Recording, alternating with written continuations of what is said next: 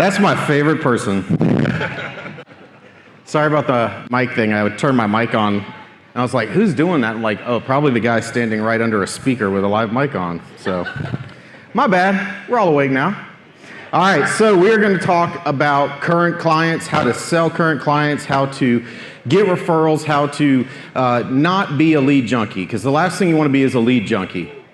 Lead junkies, those are the people that you'll hire on your team, and they're always looking for their next lead. They're going to call you up and be like, hey man, you got any more of those leads? I just need a few leads, baby, just a few leads. That's all I need, just a few more leads, baby. You know what I'm saying? They're junkies. Don't be a lead junkie. Okay, let's remember that. Your job is to tell me stop there. All right. Don't be a lead junkie, because the problem with being a lead junkie is you're always looking for a lead source. And lead sources always change. Right? I had an agent one time ask me, I said, how do we get more direct mail coming back? And I said, well, stop older people from dying, because that's who checks their mail. Like, that's the only way I know how. Does that make sense? Lead sources are always going to change, so the more you can be free of needing leads constantly, always needing more leads, the more freedom you'll have. I'll tell you, just from my client base, just what I do, I can literally put in about 10 hours a week and guaranteed make 300 grand just selling to people that I've got, to clients that we've got. So that's what I want for you very much. Let me get my table here so I can get my notes. Move a little further up. Yeah, I like being close. All right, so the first thing is always be looking for opportunity outside of leads. What we do is we make a sale, we hit and run. We make that sale and we go right back to calling leads. Always look for opportunity. And know when there's an opportunity, slow down. Like if I just sold 2 final expense policies and they didn't bat an eye,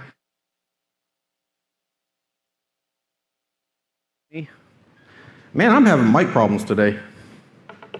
All right, there we go. Shoot, what was I saying? Oh, if I sell 2 final expense policies and they don't bat an eye at 150 and 180 a month, I might move in with those people. Does that make sense? Like I'm not gonna, because what am I gonna do? Gonna hurry up and go get to another lead that I got a hem and haw over $28 with?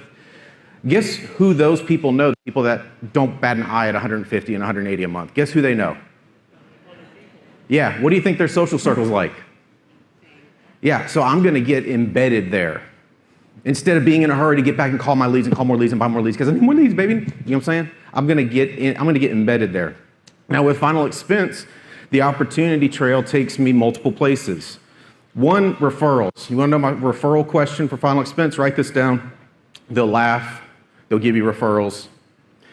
Okay, now that we've got you guys taken care of, whose faces do you not want to see on GoFundMe.com? Let's start talking about that. I'm in the GoFundMe.com prevention department. Whose face do you not want to see up there? I use GoFundMe.com all the time, especially when they're like hemming and hawing. I'm like, well, you better get a good picture. What do you mean? For GoFundMe.com. Because you're going to die without insurance, and then you're going to be on GoFundMe.com, and you're going to want a good picture, because good pictures get more money. It's scientifically proven. That'll get a sale or not, or it'll get you we're done here. But either way, we got clarity. But yeah, whose face do you not want to see on GoFundMe.com? Let's go. Let's get some referrals. Now, the other way I like to look for opportunity with final expense leads is through Mutual of Omaha's Children Whole Life. And I'm not selling that to sell that product. I sell that product to get to the next market. So we do Mutual of Omaha Children's Whole Life on their grandchildren. What do grandchildren have? It occurs between grandparent and grandchild. Yeah. And what ages are the parents of the grandchildren typically? They're going to be working age. So guess what that means? IULs. Guess what that means? 401k rollovers. I'm going to the opportunity. Does that make sense? I'm not trying to just get back on the phone and hammer out some more lead calls. When I find what I'm looking for, I'm going to get as much out of it as I can. Now, IUL referral question. When I write an IUL, this is my IUL referral question. Now that we have you guys on a better path to retirement, who do you want to retire with? Because we need to get them on this same path. Otherwise, one of two things is going to happen in your retirement. Either you're going to be lonely or you're going to have to pick up all the tabs. So let's keep that from happening. Who do you want to get on a better path to retirement? And just keep going where the opportunity takes you. Like, I like to look at it like an adventure, right? I'm trying to see how far I can extend this adventure once I get into that, once I get into those markets where it just gets to be easy selling. What's hard selling? Having to hammer leads all day, every day for the rest of your life. With the beautiful CRM that we have, there's no need for any of us to end up like that. I talk to these agents all the time, been in the business 30 years, and they're like, yeah, I heard y'all got good leads. I'm like, that might be the most depressing thing I've heard someone say that's been selling insurance for 30 years. I heard y'all got good leads. That's terrible. Why should you be in that spot? Leads are a way to start the adventure, but leads are not the adventure. So that's how I like to branch that. Now, Adam Burge is my #1 annuity guy, well over $2 million in annuities this year. I don't know where he's going to end up at annuities. He's doing estate planning. But Adam, you want to talk about finding annuity opportunities? Can you hear me okay? All right. So, first of all, I want to commend you guys for coming to these events because this is where you come to learn. The things I'm going to share with you, I learned here. If I didn't come to an event, I would have missed out. I'll give you a perfect example. We had an event in the fall of last year in Orlando, and when I was there, I was speaking with a rep from F&G, and he was telling me, hey, you sell a lot of IULs as tax retirement accounts, but do you sell any as education savings plans? And I said, what's that? He said, you're just using the same product, the same structure of an IUL illustration, but you're just marketing it differently. Just like we market whole life as final expense, it's still whole life. It's the same thing with an IUL that I use as a tax-free retirement account. You just structure the IUL to serve as a a education savings plan. That's all it is. And so by coming to these events, you learn these things, and you take it home, and you use it where, in your market. So I learned that from Larry Malik. And then the following week, I met a client that I was helping with a tax-free retirement account, an IUL as a tax-free retirement account. And he has 2 little children, and I said, what are you doing to save for their education? He said, well, I've just been setting aside 10 grand a year. I've got up to like 30 grand now. I've just been putting in a savings account. And I'm like, sir, I can help you with that. And so I sold him a IUL as an education savings plan for 2 of his kids, and the premium was $750 a month for each of them. So you see my point? Coming to these events, you learn these things, and you're able to go home and put it into practice, and that event made me a fortune. That event also led me finding out that this gentleman had $1.2 million in 401ks from previous employers. And so I was able to roll over that 1.2 million into annuities, into an annuity for him, made $72,000. I had one Cabo by April. That's a good feeling. Yeah, it's just a great feeling. Time out real quick. Adam's got a great thing to say when you're going to roll 401k money. I'm just telling you, write this down. What he says next, I wish I would have invented. Some of you at Hotspot might think I invented it. I didn't actually invent it. Tell them what you say about their broker that may call. Yeah, so this gentleman also had a 401k rollover with assets under management with an advisor, and it was about 400,000 of the 1.2. And my fear was that this gentleman was going to protest, and I was going to lose that 400 grand. He was going to interfere. So this is what I told the client. So we're going to need to call your broker, and we're going to need to ask him to initiate a rollover here. And one of 2 things is going to happen. If he's very successful at this, $400,000 is nothing to him. And he's not going to protest at all. He'll be very happy to roll it over because for that guy, probably rolling over 401ks of that size. He probably does that every day. People roll in, people roll out. He's not going to balk at it.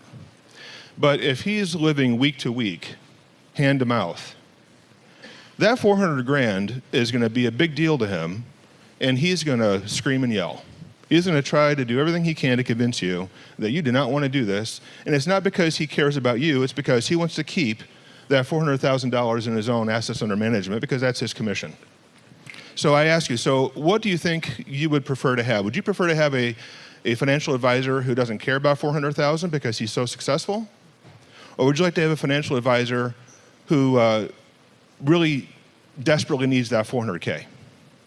And he said, well, I don't want a financial advisor that's desperate. I said, well, yeah, so be prepared. I told him, just be prepared. Yeah. I love it. So what happened? To me, this financial advisor, when we initiate the rollover, he gets the letter of intent from F&G, and he calls my client. And he says, what are you doing, Harish? And he says, well, I'm just, I'm consolidating all my retirement money in one account. And he says, well, I wish you really would have told me. I could have really helped you with that. And so Harish is thinking, Adam told me this could happen because this guy is living hand to mouth.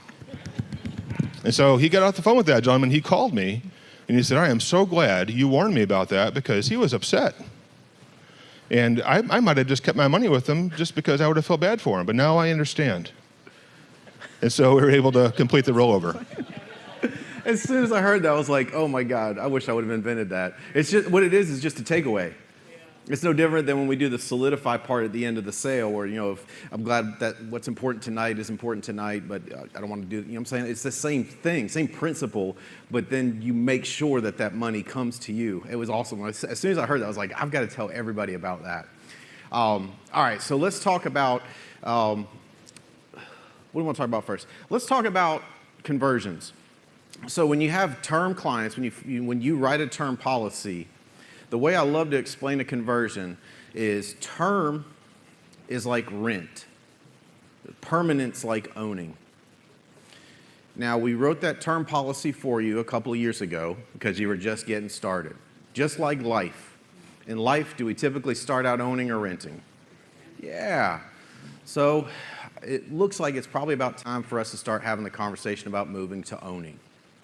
It's called a schema stretch. You take a schema people are familiar with and you stretch it to the new concept. So they're familiar with that concept. Now that concept makes sense. Does that make sense? All right. That's how I like to start it with clients that I've written a term policy on. Now, if I stumble upon a term policy, which you will, let me write this down. Just remember this. Write this down. This is important. People that buy insurance, buy insurance. If they bought insurance from you, they have insurance from other places as well. And I want to get into every single policy they got. Every single policy they got. So if it's a term policy I find that I didn't write, I like to always ask, now, so this one is a term. Are you familiar with what happens at the end of a term? Well, no, I don't think that I am. Very few people are. I don't think that I am. And I'll go, oh, okay. Well, there's two types of life insurance. There's term and then there's permanent.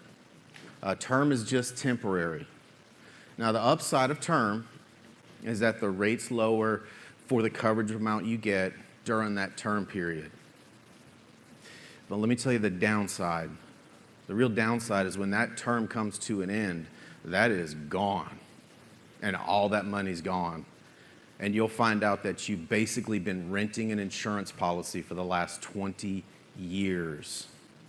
And that's not even the worst of it. The worst of it is now you're 20 years older. What do you think life insurance is going to be in another 20 years? You know how it works, right? Every time we take a trip around the sun, the rates go up. Guess what else happens when we take these trips around the sun? Doctors like to write prescriptions for us. Guess what every single prescription does to your eligibility and the cost of acquisition of new insurance in the future? What is insanely high, quite frankly, can get just out of reach. That's the real downside of term. Now, we can escape all that by looking at getting into something permanent now. And the reason to do that is the time to get into something permanent is when we're the youngest and healthiest possible. And for you and me both, that is now, friend. Now we get into something permanent, downside of permanent. I always like to explain downside, upside, because it's a very honest, transparent way of doing things. And more importantly, it feels very honest and transparent to the client. Does that make sense? It is and it feels, which is very, very powerful. So the downside, rates are definitely going to be higher. Rates are definitely going to be higher. One, because now they know there will be a claim. With term, they know most all the time they get to keep all that money and never pay death benefit. But now they know there will be a claim. So the rates are going to be higher. The other thing that's going to drive those rates higher is that you and I now are both 4 years older, 5 years older, 6 years older, whatever the time in the term is. And it's always important to say you and I. Don't say you're older. Everything is you and I.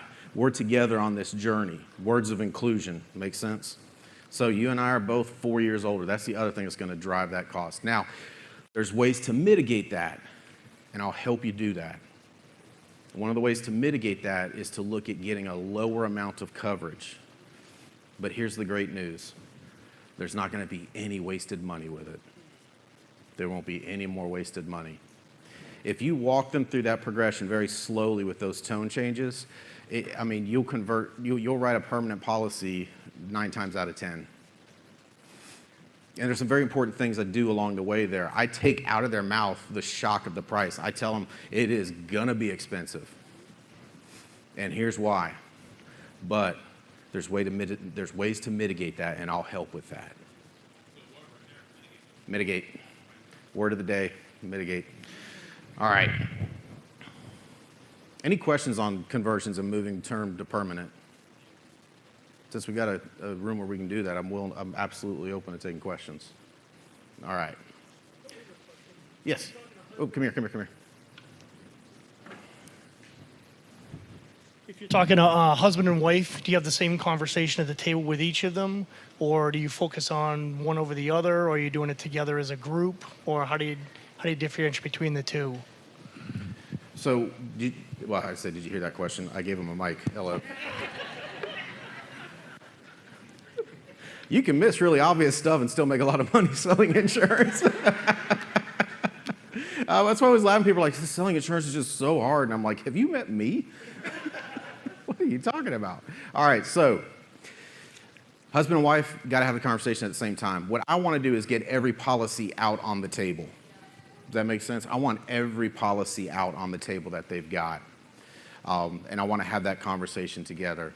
And you become a very valuable person to people when you know something that they don't know about something they have.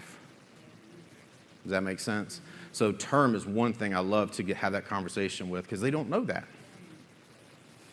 And they'll be pissed off. They'll be like, I know he told me that was good for the rest of my life.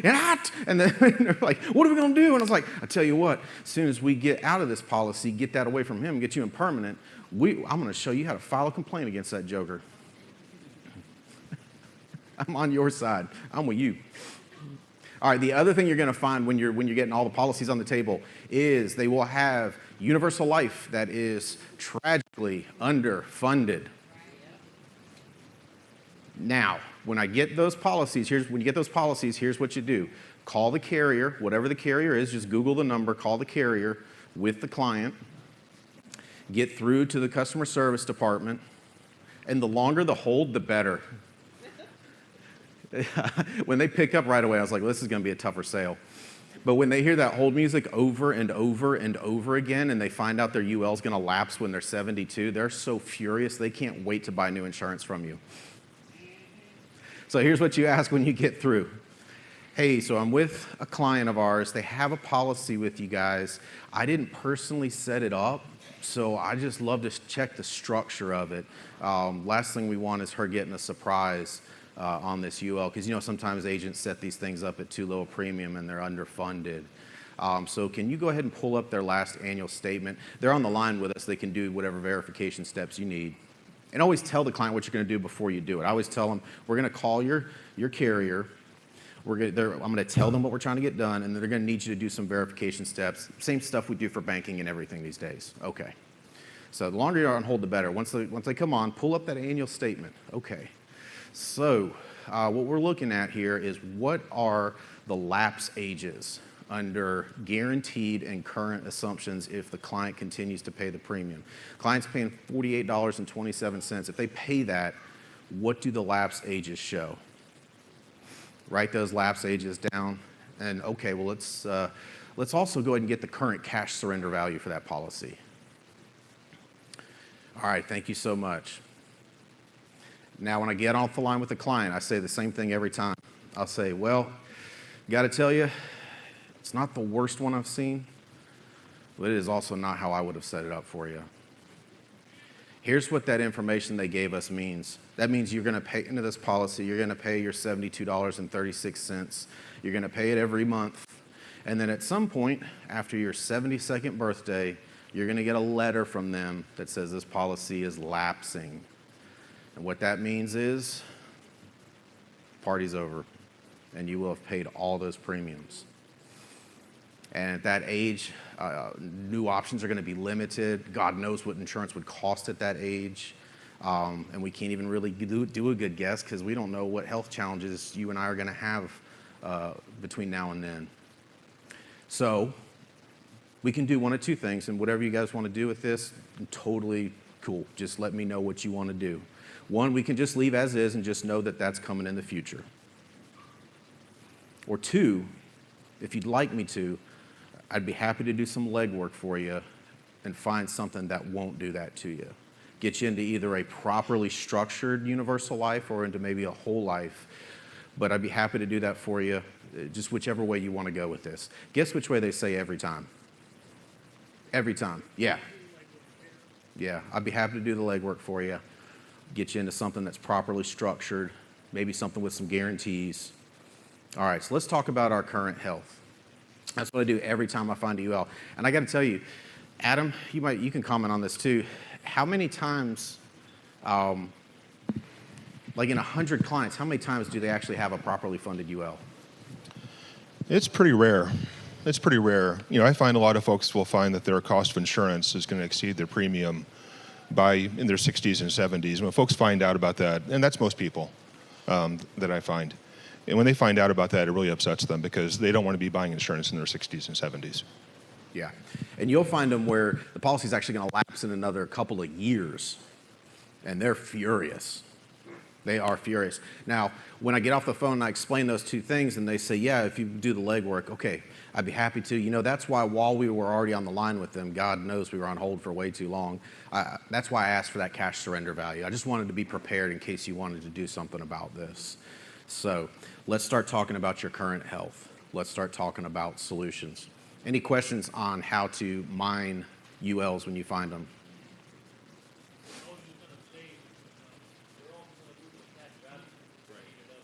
Yeah.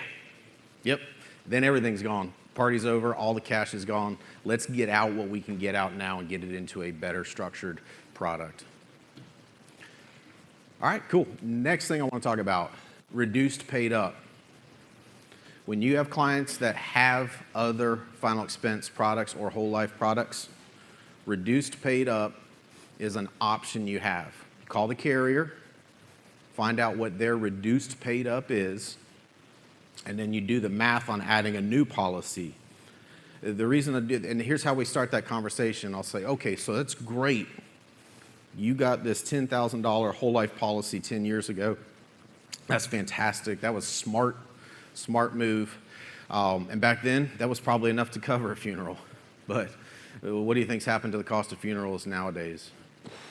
Yeah, and they're like, oh, I can't even imagine. I'm like, yeah, I mean, you can't even get a basic cremation anymore for less than $6,000 or $7,000. Yeah. Well, you know what a lot of folks are doing? A lot of folks, by the way, you hear me say a lot of folks all the time. A lot of folks. A lot of folks in your situation, a lot of folks like y'all. Here's what they're doing. They're adding $5,000 or $10,000. I was looking for that. Thank you. They're adding another $5,000 or $10,000 to their policies. Now, you have two ways to do that. One, you can simply just write another policy that is probably going to be a smaller premium. Two, I'll say, now we can do that, or there's a little bit of a magic trick with whole life. That's why it was one of the smart things you did was get into this. What we can do is call your carrier real quick, and we can find out what the reduced paid up amount is. Now what that means is that would be a paid up whole life policy, so whatever that amount is, and then I'll just do the math once we get off the line with them and see if it makes sense to utilize that and then add another policy to get you more coverage, get you where you want to go, and keep it closer to the premium you're paying currently. So instead of you having to go from $82 a month to $160 or $170 a month, we can keep it closer to what you're used to and get you that more coverage. If it makes sense, is that something you would want to do? Yeah, okay, great. Well, let's call the carrier and we'll do the legwork on this. Now, one thing with this, do not exercise reduced paid up until you have them approved for another product. Does that make sense? Absolutely don't do that. Because if you do that and then they get declined because they find out, oh yeah, I forgot about that massive heart procedure I had 10 years ago or 5 years ago. I forgot about that heart attack. I forgot about if in case that happens, you don't want to put them in a jam. Does that make sense? All right, so that's reduced paid up. Adam, you want to give them a few thoughts as we're winding down here? A couple of thoughts on finding annuity money or positioning a TFRA conversation? Yeah, so a TFRA is simply a tax-free retirement account. You're using an IUL illustration structured in a way that the person is going to be able to start taking cash value, right? Give them that website, the retirement thing. Oh, yes, retirement, or calculator.net. Yeah, calculator.net is a tool I use often. So there's a retirement calculator on calculator.net. And so I'll gather a client's information. All the fields are on there. You'll know what information you need to gather from the client. Enter that in, and it'll show them what their current approach is doing for them and what you would do differently, and it'll show them the contrast. It makes the sale very, very easy that way because they see the numbers for themselves. And what's great is they're coming to that conclusion on their own. I'm not telling them that their current approach is insufficient. I'm showing them what their current approach looks like versus what I can do for them. And they convince themselves in their own mind and heart, I need to make this change because this is not working. So a tax-free retirement account is really very easy to sell. But the way I position that is I simply ask people when I'm with them, what are you trying to accomplish with your life insurance? Are you trying to accomplish just covering expenses in the event of your dying? Are you trying to create generational wealth? Or are you trying to save for retirement? And when I ask that question, people are like, save for retirement? What does that mean? And then I now am able to talk to them, well, what are you currently doing to save for retirement?